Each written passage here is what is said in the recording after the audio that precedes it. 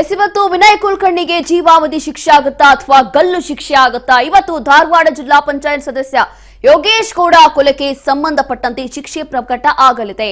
ಅದು ಕೂಡ ಜನಪ್ರತಿನಿಧಿಗಳ ವಿಶೇಷ ಕೋರ್ಟ್ನಿಂದ ಇವತ್ತು ಶಿಕ್ಷೆ ಪ್ರಮಾಣ ಪ್ರಕಟ ಆಗುತ್ತೆ. ಹಾಗಾದ್ರೆ ವಿನಯ್ ಕುಲಕರ್ಣಿ ಭವಿಷ್ಯ ಇವತ್ತು ನಿರ್ಧಾರ ಆಗುತ್ತೆ. ವಿನಯ್ ಕುಲಕರ್ಣಿಗೆ ಎಂದು ಶಿಕ್ಷೆ ಪ್ರಮಾಣ ಪ್ರಕಟ ಮಾಡುತ್ತೆ ಕೋರ್ಟ್. ಹಾಗಾದ್ರೆ ಜೈಲು ಶಿಕ್ಷೆ, ಜೀವಾವಧಿ ಶಿಕ್ಷೆ ಆಗುತ್ತಾ ಅಥವಾ ಗಲ್ಲು ಶಿಕ್ಷೆ ಆಗುತ್ತಾ? ಧಾರವಾಡ ಜಿಲ್ಲಾ ಪಂಚಾಯತ್ ಸದಸ್ಯ ಯೋಗೇಶ್ ಗೌಡ ಕೊಲೆ ಕೇಸ್ ಸಂಬಂಧಪಟ್ಟಂತೆ ಇವತ್ತು ವಿನಯ್ ಕುಲಕರ್ಣಿಗೆ ಶಿಕ್ಷೆ ಪ್ರಮಾಣ ಪ್ರಕಟ ಆಗುತ್ತೆ. ನಿನ್ನೆ ಅಷ್ಟೇ ಕೋರ್ಟ್ ತೀರ್ಪನ್ನ ಕೊಟ್ಟಿತ್ತು. ವಿನಯ್ ಕುಲಕರ್ಣಿ ಅಪರಾಧಿ ಅಂತ ಹೇಳಿ ಸಾಬೀತಾಯಿತು. ಜನಪ್ರತಿನಿಧಿಗಳ ವಿಶೇಷ ಕೋರ್ಟ್ನಿಂದ ಶಿಕ್ಷೆ ಪ್ರಮಾಣ ಪ್ರಕಟ ಆಗುತ್ತೆ. ನಿನ್ನೆ ಅಷ್ಟೇ ಯೋಗೇಶ್ ಕೊಲೆ ಕೇಸ್ನಲ್ಲಿ ದೋಷಿ ಅಂತ ಹೇಳಿ ತೀರ್ಪು ಬಂದಿತ್ತು. ಇಂದು ನ್ಯಾಯಾಧೀಶರು ಸಂತೋಷ್ ಗಜಾನನ್ ಭಟ್ ಅವರಿಂದ ಶಿಕ್ಷೆ ಪ್ರಕಟ ಆಗುತ್ತೆ. ಬೆಳಗ್ಗೆ 11:00 ಕೋರ್ಟ್ನಿಂದ ಶಿಕ್ಷೆ ಪ್ರಮಾಣ ಪ್ರಕಟ ಆಗಲಿದೆ. 17 ಅಪರಾಧಿಗಳಿಗೆ ಜೀವಾವಧಿ ಶಿಕ್ಷೆ ಪ್ರಕಟ ಸಾಧ್ಯತೆ ಇದೆ. ಕನಿಷ್ಠ 3 ರಿಂದ 14 ವರ್ಷಗಳ ಶಿಕ್ಷೆ ಪ್ರಕಟ ಸಾಧ್ಯತೆ ಇದೆ. ಪರಪ್ಪನ ಅಗ್ರಹಾರ ಜೈಲಿನಲ್ಲಿ ಈಗಾಗಲೇ 17 ಅಪರಾಧಿಗಳು ಕೂಡ ಇದ್ದಾರೆ. ನಿನ್ನೆ ಅಷ್ಟೇ ದೋಷಿ ಅಂತ ಹೇಳಿ ತೀರ್ಪನ್ನ ಕೊಡ್ತಾ ಇದ್ದಂತೆ ಕುಲಕರ್ಣಿ ಕಣ್ಣೀರು ಹಾಕಿದ್ದಾರೆ. ಹಾಗಾದ್ರೆ ವಿನಯ್ ಕುಲಕರ್ಣಿ ಮುಂದಿನ ಆಯ್ಕೆ ಏನಿರಬಹುದು? ಹೈಕೋರ್ಟ್ ಮೊರೆ ಹೋಗಲು 60 ದಿನ ಕಾಲಾವಕಾಶ ಇದೆ. ಏಕಸದಸ್ಯ ಪೀಠ, ದ್ವಿಸದಸ್ಯ ಪೀಠಕ್ಕೆ ಅರ್ಜಿ ಹಾಕಬಹುದು. ತಡ ಆದ್ರೆ ವಿಳಂಬಕ್ಕೆ ಕಾರಣ ನೀಡಿ ಮೇಲ್ಮನವಿ ಕೂಡ ಹಾಕಬಹುದು. ಇಷ್ಟೆಲ್ಲ ಆಪ್ಷನ್ಸ್ ಇರೋದು. ತಡೆಯಾಜ್ಞೆ ತರದಿದ್ರೆ ಶಾಸಕ ಸ್ಥಾನದಿಂದ ವಜಾ ಆಗೋದು ಕನ್ಫರ್ಮ್. ಇಷ್ಟೆಲ್ಲ ಸದ್ಯಕ್ಕೆ ಇರುವಂತಹ ಅಪ್ಡೇಟ್ಸು. ವಿನಯ್ ಕುಲಕರ್ಣಿಗೆ ಕೆಲವೊಂದು ಆಯ್ಕೆಗಳು ಇದ್ದಾವೆ ಮುಂದೆ. ಆದ್ರೆ ಇದೆಲ್ಲವೂ ಕೂಡ ವರ್ಕೌಟ್ ಆಗುತ್ತೋ ಇಲ್ವೋ ಗೊತ್ತಿಲ್ಲ. ಕಾರಣ ಏನು ಅಂತಂದ್ರೆ ಈಗಾಗಲೇ ಅಪರಾಧಿ ಅಂತ ಹೇಳಿ ಸಾಬೀತಾಗೋಯ್ತು. ನಿನ್ನೆ ಅಷ್ಟೇ ತೀರ್ಪು ಬಂದೋಯ್ತು. ಅದರಲ್ಲೂ ಕೂಡ ಸುಮಾರು 10 ವರ್ಷಕ್ಕೂ ಹೆಚ್ಚು ಹಳೆಯ ಪ್ರಕರಣ ಇದು.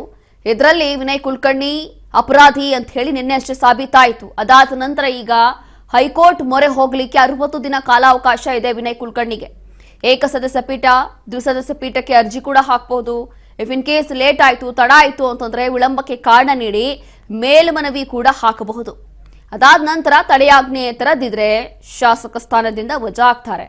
ಈಗಾಗಲೇ ಶಾಸಕ ಸ್ಥಾನದಿಂದ ವಜಾ ಆಗ್ತಾರೆ ಅನ್ನುವಂಥ ಭಯ ಕೂಡ ವಿನಯ್ ಕುಲಕರ್ಣಿಗೆ ಶುರುವಾಗಿದೆ. ನಿನ್ನೆ ಯಾವಾಗ ಕೋರ್ಟ್ ಒಂದು ತೀರ್ಪನ್ನ ಕೊಟ್ಟಿತ್ತು, ಅದಾದ ನಂತರ ಅಪರಾಧಿ ಅಂತ ಹೇಳಿ ಯಾವಾಗ ಸಾಬೀತಾಯಿತು, ಅದಾದ ನಂತರ ಕುಲಕರ್ಣಿ ಕಣ್ಣೀರು ಹಾಕಿದ್ರು. ಅಷ್ಟು ಮಾಹಿತಿಯನ್ನ ಕೊಡ್ತಾರೆ ನಮ್ಮ ಪ್ರತಿನಿಧಿ ಅಜಯ್. ಡೆಸ್ಕ್ ಇಂದ ಲೈವ್ ಅಲ್ಲಿ ಜಾಯ್ನ್ ಆಗ್ತಿದ್ದಾರೆ. ಅಜಯ್, ನೋಡ್ತಾ ಇದೀವಿ ಈಗ ವಿನಯ್ ಕುಲಕರ್ಣಿ ಭವಿಷ್ಯ ಇವತ್ತು ನಿರ್ಧಾರ ಆಗುತ್ತೆ. ಇನ್ನೇನು ಕೆಲವೇ ಹೊತ್ತಲ್ಲಿ ಶಿಕ್ಷೆ ಪ್ರಮಾಣ ಪ್ರಕಟ ಆಗುತ್ತೆ. ಅದಾದ ನಂತರ ಹೇಗೆ ಜೀವಾವಧಿ ಶಿಕ್ಷೆ ಆಗುತ್ತಾ ಅಥವಾ 14 ವರ್ಷ ಶಿಕ್ಷೆ ಆಗುತ್ತಾ ಅಥವಾ ಮರಣದಂಡನೆ ಆಗುತ್ತೆ? ಹೀಗೆ ಹಲವು ಚರ್ಚೆಗಳು ಸೋಷಿಯಲ್ ಮೀಡಿಯಾದಲ್ಲೂ ಕೂಡ ಒಂದು ಕಡೆ ಶುರು ಆಗ್ಬಿಟ್ಟಿದೆ. ಮತ್ತೊಂದು ಕಡೆ ಈ ಒಂದು ಪ್ರಕರಣ ವಿಶೇಷವಾಗಿ ಸ್ವಲ್ಪ ರಾಜಕೀಯ ಕೂಡ ಇಲ್ಲಿ ನಂಟಿರೋದ್ರಿಂದ ಬಹಳಷ್ಟು ಕುತೂಹಲ ಇದೆ, ಬಹಳಷ್ಟು ಚರ್ಚೆ ಆಗ್ತಾ ಇದೆ. ಏನಾಗ್ಬೋದು ಇವತ್ತು ಅಂತ? ಖಂಡಿತ. ಅಂದ್ರೆ ಈ ಒಂದು ಪ್ರಕರಣ ಅಂದ್ರೆ ಧಾರವಾಡದ ಜಿಲ್ಲಾ ಪಂಚಾಯಿತಿ ಸದಸ್ಯ ಆಗಿರುವಂತಹ ಯೋಗೇಶ್ ಗೌಡ ಕೊಲೆ ಪ್ರಕರಣಕ್ಕೆ ಸಂಬಂಧಪಟ್ಟಂತೆ ಈ ಒಂದು ಪ್ರಕರಣದಲ್ಲಿ ಭಾಗಿಯಾಗಿದ್ದಂತ ಒಟ್ಟು 21 ಜನ ಆರೋಪಿಗಳನ್ನ ಈಗಾಗಲೇ ಸಿಬಿಐ ಕೆಲವೊಂದಷ್ಟು ಚಾರ್ಜ್ ಶೀಟ್ ಸಲ್ಲಿಸುವ ಮೂಲಕವಾಗಿ ಈ ಒಂದು ಆರೋಪವನ್ನು ಸಾಬೀತನ್ನ ಪಡಿಸಿದ್ರು. ಹೀಗಾಗಿ ನಿನ್ನೆ ನ್ಯಾಯಾಲಯದಲ್ಲಿ ಕೂಡ ಸಾಕಷ್ಟು ವಾದ ಪ್ರತಿವಾದಗಳು ನಡೀತು. ಆ ಒಂದು ಸಂದರ್ಭದಲ್ಲಿ ಒಟ್ಟು ಅಂದ್ರೆ A1 ಆರೋಪಿಯಾಗಿರುವಂತಹ ಬಸವರಾಜ್ ಮುತ್ತಗಿ ಸೇರಿದಂತೆ A17 ಆರೋಪಿಯನ್ನ ಈ ಒಂದು ಪ್ರಕರಣದಲ್ಲಿ ಮಾಫಿ ಸಾಕ್ಷಿಯಾಗಿ ಪರಿಗಣಿಸಿ ಆ ಒಂದು ಆದೇಶವನ್ನು ಕೊಟ್ಟರು. ಅದೇ ರೀತಿಯಾಗಿ A20 ಹಾಗೂ A21 ಆರೋಪಿಗಳನ್ನ ಈ ಒಂದು ಪ್ರಕರಣದಿಂದ ನಿರ್ದೋಷಿಗಳು ಅಂತ ಹೇಳಿ ಆದೇಶ ಕೂಡ ಹೊರಬಿದ್ದಿರುವಂತದ್ದು. ಅಂದ್ರೆ ಒಟ್ಟು ಈ ಒಂದು ಪ್ರಕರಣದಲ್ಲಿ 21 ಜನ ಆರೋಪಿಗಳ ಪೈಕಿ 17 ಜನ ಆರೋಪಿಗಳನ್ನ ದೋಷಿಗಳು ಅಂತ ಹೇಳಿ ಈಗಾಗಲೇ ಆದೇಶ ಹೊರಡಿಸಿರುವಂತದ್ದು. ಜೊತೆಗೆ ನಿನ್ನೆ ಕೂಡ ಒಂದು ಆರೋಪಿಗಳನ್ನು ಎಲ್ಲರನ್ನೂ ಕೂಡ ಪರಪ್ಪನ ಅಗ್ರಹಾರ ಜೈಲಿಗೆ ಶಿಫ್ಟ್ ಮಾಡುವಂತ ಕೆಲಸವನ್ನು ಕೂಡ ನಡೆದಿತ್ತು. ಅಂದ್ರೆ ನಿನ್ನೆ ಈ ಒಂದು ಪ್ರಕರಣ ಏನಿತ್ತು ಅದು ಸಂಪೂರ್ಣವಾಗಿ ನಿನ್ನೆ ಮುಗಿದಿತ್ತು. ಆದ್ರೆ ಈ ಒಂದು ಪ್ರಕರಣದಲ್ಲಿ ಆರೋಪಿಗಳಿಗೆ ಶಿಕ್ಷೆಯ ಪ್ರಮಾಣ ಏನಿದೆ ಅದನ್ನ ಪೆಂಡಿಂಗ್ ಅನ್ನ ಉಳಿಸಿಕೊಂಡಿತ್ತು. ಇವತ್ತು ಬೆಳಗ್ಗೆ 11:30 ಸುಮಾರಿಗೆ ಆರೋಪಿಗಳನ್ನ ನೇರವಾಗಿ ಪರಪ್ಪನ ಅಗ್ರಹಾರದಿಂದ ಬೆಂಗಳೂರಿನ ಸಿಟಿ ಸಿವಿಲ್ ಕೋರ್ಟ್ ಅಂದ್ರೆ ವಿಶೇಷ ಜನಪ್ರತಿನಿಧಿಗಳ ವಿಶೇಷ ನ್ಯಾಯಾಲಯದಲ್ಲಿ ಒಂದು ನ್ಯಾಯಾಧೀಶರ ಮುಂದೆ ಹಾಜರುಪಡಿಸೋದಕ್ಕೆ ಎಲ್ಲ ಸಿದ್ಧತೆಯನ್ನು ಕೂಡ ಮಾಡಿಕೊಳ್ಳಲಾಗಿದೆ. ಇವತ್ತು ಆಲ್ಮೋಸ್ಟ್ ಮಧ್ಯಾಹ್ನದ ನಂತರವಾಗಿ ಆರೋಪಿಗಳಿಗೆ ಶಿಕ್ಷೆಯ ಪ್ರಮಾಣವನ್ನ ಪ್ರಕಟ ಮಾಡುವಂತ ಎಲ್ಲ ಸಾಧ್ಯತೆಗಳು ಕೂಡ ಇರುವಂತದ್ದು. ಇಲ್ಲಿ ಈ ಒಂದು ಶಾಸಕ ಆಗಿರುವಂತಹ ವಿನಯ್ ಕುಲಕರ್ಣಿ ಈ ಒಂದು ಕೊಲೆಯಲ್ಲಿ ಯಾವ ರೀತಿಯಾಗಿ ಪಾತ್ರವನ್ನು ವಹಿಸಿದ್ರು ಅನ್ನೋದಕ್ಕೆ ಕೆಲವೊಂದಷ್ಟು ಟೆಕ್ನಿಕಲ್ ಎವಿಡೆನ್ಸ್ ಸೇರಿದಂತೆ ಡಿಜಿಟಲ್ ಎವಿಡೆನ್ಸ್ ಎವಿಡೆನ್ಸ್ ಸೇರಿದಂತೆ ಎಲ್ಲ ರೀತಿಯಾದಂತಹ ಸಾಕ್ಷಿಗಳನ್ನ ಈ ಹಿಂದೆ ಕೂಡ ಯಾಕಂದ್ರೆ ಈ ಒಂದು ಪ್ರಕರಣ 2016ರಲ್ಲಿ ಅಂದ್ರೆ ಜೂನ್ 16ರಲ್ಲಿ ಒಂದು ಯೋಗೇಶ್ ಗೌಡ ಕೊಲೆ ಪ್ರಕರಣ ಆಗಿತ್ತು. ಆ ನಂತರವಾಗಿ 2019ರಲ್ಲಿ ಈ ಒಂದು ಪ್ರಕರಣವನ್ನ ಸಿಬಿಐಗೆ ವರ್ಗಾವಣೆ ಮಾಡಲಾಗಿತ್ತು. ಸಿಬಿಐ ಅಧಿಕಾರಿಗಳು ಕೂಡ ಒಟ್ಟು 750ಕ್ಕೂ ಹೆಚ್ಚು ವ್ಯಕ್ತಿಗಳನ್ನ ವಿಚಾರಣೆಯನ್ನ ಮಾಡಿದ್ರು. ಈಗಾಗಲೇ ಕೂಡ 2021ರಲ್ಲೂ ಕೂಡ ಒಂದು ಟ್ರಯಲ್ ಕೂಡ ಶುರುವಾಗಿತ್ತು. ಆ ಒಂದು ಸಂದರ್ಭದಲ್ಲಿ ಈ ರೀತಿಯಾಗಿ 750 ಸಾಕ್ಷಿಗಳನ್ನ ಒಂದು ವ್ಯಕ್ತಿಗಳನ್ನ ಸಾಕ್ಷಿಗಳನ್ನ ಒಂದು ಕಲೆ ಹಾಕುವಂತ ಕೆಲಸವನ್ನ ಮಾಡಿದ್ರು, ಹೇಳಿಕೆಯನ್ನು ಪಡೆಯುವಂತ ಕೆಲಸವನ್ನ ಮಾಡಿದ್ರು. ಇಲ್ಲಿ ಪ್ರಮುಖ ಆರೋಪಿಯಾಗಿರುವಂತಹ ಬಸವರಾಜ್ ಮುತ್ತಗಿ ಏನಿದೆ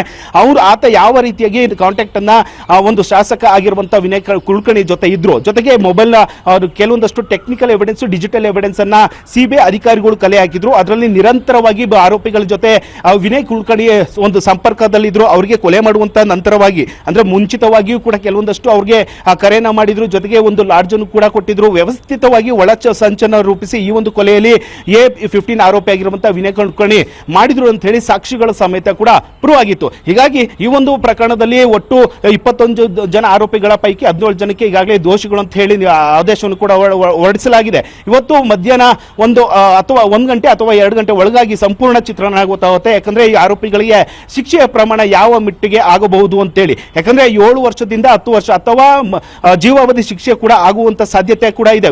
ವಿನಯ್ ಕುಲಕರ್ಣಿ ನೆನೆಯೂ ಕೂಡ ಈ ಒಂದು ಪ್ರಕರಣ ಯಾವಾಗ ದೋಷಿ ಅಂತ ಹೇಳಿ ಆದೇಶ ಬಂತು, ಆ ಒಂದು ಸಂದರ್ಭದಲ್ಲಿ ಅವರ ಕುಟುಂಬಸ್ಥರ ಜೊತೆಗೆ ಮಕ್ಕಳ ಜೊತೆ ತಪ್ಪಿಕೊಂಡು ಸಾಕಷ್ಟು ಕಣ್ಣೀರನ್ನು ಹಾಕಿದ್ರು. ಅವರು ಕೂಡ ಈ ಮಟ್ಟಿಗೆ ಶಿಕ್ಷೆ ಆಗುತ್ತೆ, ನಾನು ದೋಷಿ ಆಗ್ತೀನಿ ಅಂತ ಎಕ್ಸ್ಪೆಕ್ಟ್ ಕೂಡ ಇರಲಿಲ್ಲ. ಹೀಗಾಗಿ ಸಾಕಷ್ಟು ಆತಂಕ ಒಂದು ಕಡೆ MLA ಆಗಿರುವಂತಹ ವಿನಯ್ ಕುಲಕರ್ಣಿಗೆ ಇದೆ. ಜೊತೆಗೆ ಇವತ್ತು ಎಲ್ಲರ ಚಿತ್ತ ಆಲ್ಮೋಸ್ಟ್ ಇವತ್ತು ಶಿಕ್ಷೆಯ ಪ್ರಮಾಣದ ಯಾವ ರೀತಿಯಾಗಿ ಆಗುತ್ತೆ ಅನ್ನೋದು ಕ್ಯೂರಿಯಾಸಿಟಿ ಕೂಡ ಎಲ್ಲರಲ್ಲೂ ಇರುವಂತದ್ದು. ರೋಶ್ನಿ, ಸಜಯ್, ಇಲ್ಲಿ ವಿಶೇಷವಾಗಿ ಈಗ ಒಂದು ಕಡೆ ರಾಜಕೀಯ ಅಂತ ಇವಾಗಲೇ ಹೇಳ್ತಾ ಇದೆ, ಒಬ್ರು ಶಾಸಕರು ಆಗಿದ್ದಾರೆ, ಹೌದು. ಅದರಲ್ಲೂ ಕೂಡ ಈಗ 2 ವರ್ಷಕ್ಕೂ ಜಾಸ್ತಿ ಏನಾದ್ರೂ ಶಿಕ್ಷೆ ಪ್ರಕಟ ಆಯಿತು ಅಂತಂದ್ರೆ ಆಲ್ಮೋಸ್ಟ್ ಶಾಸಕ ಸ್ಥಾನದಿಂದಲೂ ಕೂಡ ಹೋಗ್ತಾರೆ. ಇದೊಂದು ಟೆನ್ಷನ್ ಅಲ್ಲಿ ಇದ್ದಾರೆ.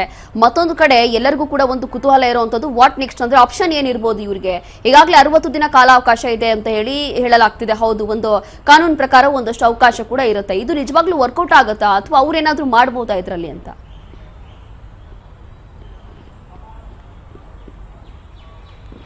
ರೋಶ್ನಿ, ಇಲ್ಲಿ 2 ವರ್ಷಕ್ಕಿಂತ ಹೆಚ್ಚು ಶಿಕ್ಷೆ ಏನಾದ್ರೂ ಗುರಿ ಆಯಿತು ಅಂದ್ರೆ ಇವರು ಶಾಸಕ ಸ್ಥಾನಕ್ಕೆ ಕುತ್ತು ಕೂಡ ಬರುತ್ತೆ. ಹೀಗಾಗಿ ಈ ಒಂದು ಆದೇಶವನ್ನ ತಡೆಯನ್ನ ಹಾಕಬೇಕು ಅಂತಂದ್ರೆ ಹೈಕೋರ್ಟ್ ಮೂಲಕವಾಗಿ ಅವರು ಮತ್ತೆ ಒಂದು ಅರ್ಜಿಯನ್ನ ಸಲ್ಲಿಸಬೇಕಾಗುತ್ತೆ. ಒಂದು ವೇಳೆ ಅಲ್ಲಿ ಏನಾದ್ರೂ ತಡೆ ಸಿಕ್ಕಿದ್ರೆ ಮಾತ್ರ ಶಾಸಕ ಸ್ಥಾನದಲ್ಲಿ ಮುಂದುವರಿಬಹುದು. ಅಥವಾ 2 ವರ್ಷಕ್ಕಿಂತ ಹೆಚ್ಚಾಗಿ ಈಗಾಗಲೇ ಹೇಳಿದಂತೆ 60 ದಿನಗಳು ಆಲ್ಮೋಸ್ಟ್ ಟೈಮ್ ಇದೆ. ಆ ಒಂದು ಸಂದರ್ಭದಲ್ಲಿ ಈ ಒಂದು ಆದೇಶವನ್ನ ತಡೆಯನ್ನ ಕೋರಿ ಹೈಕೋರ್ಟ್ಗೆ ಹೋದಂತ ಸಂದರ್ಭದಲ್ಲಿ ಅಲ್ಲೇನಾದ್ರೂ ಸ್ಟೇ ಬಂತು ಅಂತಂದ್ರೆ ಇವರು ಬಚಾವ್ ಆಗ್ತಾರೆ, ಇಲ್ಲ ಅಂದ್ರೆ ಶಾಸಕ ಸ್ಥಾನಕ್ಕೂ ಕೂಡ ಕುತ್ತು ಬರುತ್ತೆ. ಈಗಾಗಲೇ ಈ ಒಂದು ಸಾಕ್ಷಿಗಳು ಏನಿದಾವೆ ಎಲ್ಲವೂ ಕೂಡ ವಿನಯ್ ಕುಲಕರ್ಣಿ ಸೇರಿದಂತೆ ಆರೋಪಿಗಳ ವಿರುದ್ಧವಾಗಿದೆ. ಯಾಕಂದ್ರೆ A1 ಆರೋಪಿಯಾಗಿರುವಂತಹ ಬಸವರಾಜ್ ಮುತ್ತಗಿ ನೇರವಾಗಿ ಆರೋಪವನ್ನ ಮಾಡ್ತಿದ್ದಾರೆ. ಈ ಒಂದು ಕೊಲೆಗೆ ನೇರವಾಗಿ ವಿನಯ್ ಕುಲಕರ್ಣಿ ಅವರು ಪಾತ್ರವನ್ನು ವಹಿಸಿದ್ರು. ಅವ್ರು ಹೇಳಿದಂತೆ ನಾವು ಮಾಡಿದ್ವಿ ಅಂತ ಹೇಳಿ ಕೆಲವೊಂದಷ್ಟು ಮಾಫಿ ಸಾಕ್ಷಿಯನ್ನು ಕೂಡ ಆತ ಹೇಳ್ಕೊಂಡಿರುವಂತದ್ದು. ಈ ಒಂದು ಹೇಳಿಕೆ ಜೊತೆಗೆ ಅವು ಕೊಲೆ ಮಾಡಿದಂತ ಆರೋಪಿಯ ಮಾಫಿ ಸಾಕ್ಷಿ ಆಗಿರೋದ್ರಿಂದ ಇಲ್ಲಿ ವಿನಯ್ ಕುಲಕರ್ಣಿಗೆ ಸಾಕಷ್ಟು ಸಂಕಷ್ಟ ಎದುರಾಗಿದೆ. ಹೀಗಾಗಿ ಇವತ್ತು ಶಿಕ್ಷೆಯ ಪ್ರಮಾಣ ಏನ್ ಬರುತ್ತೆ ಅನ್ನೋದನ್ನ ಕಾದು ನೋಡ್ಬೇಕಾಗುತ್ತೆ. ಒಂದು ವೇಳೆ 7 ವರ್ಷ ಆಗುತ್ತಾ 10 ವರ್ಷ ಆಗುತ್ತಾ ಅಥವಾ ಜೀವಾವಧಿ ಶಿಕ್ಷೆ ಆಗುತ್ತಾ ಅನ್ನೋದು ಇಲ್ಲಿ ಸಾಕಷ್ಟು ಆತಂಕಕ್ಕೆ ವಿನಯ್ ಕುಲಕರ್ಣಿ ಹೋಗಿರುವಂತದ್ದು. ಸದ್ಯ ಇವತ್ತು 1 ಗಂಟೆ ಅಥವಾ 2 ಗಂಟೆ ಒಳಗಾಗಿ ಆದೇಶ ಒಂದು ಶಿಕ್ಷೆಯ ಪ್ರಮಾಣದ ಆದೇಶ ಇವತ್ತು ಹೊರಬೀಳುವಂತ ಎಲ್ಲ ಸಾಧ್ಯತೆಗಳು ಇರೋದ್ರಿಂದ ಸಾಕಷ್ಟು ಕ್ಯೂರಿಯಾಸಿಟಿ ಎಲ್ರಿಗೂ ಕೂಡ ಇರುವಂತದ್ದು. Roshni, yes, thank you Ajay ನಿಮ್ಮೆಲ್ಲ ಮಾಹಿತಿಗಾಗಿ. ಹೀಗೆ ಸದ್ಯಕ್ಕೆ ಇರುವಂತಹ ಒಂದು ಕುತೂಹಲ ಇನ್ನೇನು ಇವತ್ತು ನಮ್ಮ ಪ್ರತಿನಿಧಿ ಹೇಳೋ ಹಾಗೆ 1 ಅಥವಾ 2 ಗಂಟೆ ಅಷ್ಟರಲ್ಲಿ ಶಿಕ್ಷೆ ಪ್ರಕಟ ಆಗುತ್ತೆ, ಎಲ್ಲವೂ ಕೂಡ ತೆರೆ ಬಿದ್ದು ಬಿಡುತ್ತೆ. ಅಂತಂದ್ರೆ ಯಾರಿಗೆ ಎಷ್ಟು ವರ್ಷ ಇಲ್ಲಿ ಶಿಕ್ಷೆ ಆಗುತ್ತೆ, ವಿನಯ್ ಕುಲಕರ್ಣಿ ಇರ್ಬೋದು ಅಥವಾ ಇನ್ನೂ ಉಳಿದಂತ ಆರೋಪಿಗಳೇನಿದ್ದಾರಲ್ಲ ಆರೋಪಿಗಳಿಗೂ ಕೂಡ ಎಷ್ಟೆಷ್ಟು ವರ್ಷ ಜೈಲಾಗಬಹುದು, ಯಾವ ಸೆಕ್ಷನ್ ಅಡಿ ಇವ್ರ ಮೇಲೆ ಎಷ್ಟು ಶಿಕ್ಷೆ ಆಗ್ಬೋದು ಎಲ್ಲವೂ ಕೂಡ ನಿರ್ಧಾರ ಆಗುತ್ತೆ. ಹಾಗಾಗಿ ನಿನ್ನೆ ಅಷ್ಟೇ ಇವರೆಲ್ಲರೂ ಕೂಡ ಅಪರಾಧಿಗಳು ಅಂತ ಹೇಳಿ ಸಾಬೀತಾಯಿತು ಕೋರ್ಟ್ನಲ್ಲಿ. ಅದಾದ ನಂತರ ಇವತ್ತು ಶಿಕ್ಷೆ ಪ್ರಕಟ ಆಗುತ್ತೆ. ಧಾರವಾಡ ಜಿಲ್ಲಾ ಪಂಚಾಯತ್ ಸದಸ್ಯ ಯೋಗೇಶ್ ಗೌಡ ಕೊಲೆ ಕೇಸ್ ಸಂಬಂಧಪಟ್ಟಂತೆ ಇಷ್ಟು ವರ್ಷ ವಿಚಾರಣೆ ಅದಾದ ನಂತರ ಕೆಲವೊಮ್ಮೆ ಬಾರಿ ವಿನಯ್ ಕುಲಕರ್ಣಿ ಜೈಲಿಗೆ ಹೋಗಿ ವಾಪಸ್ ಬಂದಿರೋದು ಉಂಟು. ಅದಾದ ನಂತರ ಎಲೆಕ್ಷನ್ನಲ್ಲಿ ಗೆದ್ದಿದ್ದು ಉಂಟು. ಇದೆಲ್ಲವೂ ಕೂಡ ಈ ಗ್ಯಾಪಲ್ಲೇ ಆಗಿರುವಂಥದ್ದು. ಯಾವಾಗ ಕೊಲೆ ಆಯಿತು ಅದಾದ ನಂತರ ಇದೆಲ್ಲವೂ ಕೂಡ ಆಗಿರುವಂಥದ್ದು. ಅದಾದ ನಂತರ ಎಷ್ಟು ವರ್ಷ ಆದ ನಂತರ ಫೈನಲಿ ನಿನ್ನೆ ಸಾಬೀತಾಗುತ್ತೆ ವಿನಯ್ ಕುಲಕರ್ಣಿ ದೋಷಿ ಅಪರಾಧಿ ಅಂತೇಳಿ. ಅದರಲ್ಲೂ ಕೂಡ ಎಲ್ಲವೂ ಕೂಡ ಪ್ಲಾನಿಂಗ್ ಮಾಡಿ ಒಂದು ರೀತಿಯಾಗಿ ಸ್ಕೆಚ್ ಹಾಕಿ ಅವರನ್ನ ಕೊಲೆ ಮಾಡಿದ್ರು ಅನ್ನುವಂಥದ್ದು ಕೂಡ ಸಾಬೀತಾಗೋಯ್ತು. ಅದಾದ ನಂತರ ಈಗ ಇವತ್ತು ಸುಮಾರು 11:30 ಅಥವಾ 2 ಗಂಟೆ ಒಳಗೆ ಶಿಕ್ಷೆ ಪ್ರಕಟ ಆಗುತ್ತೆ.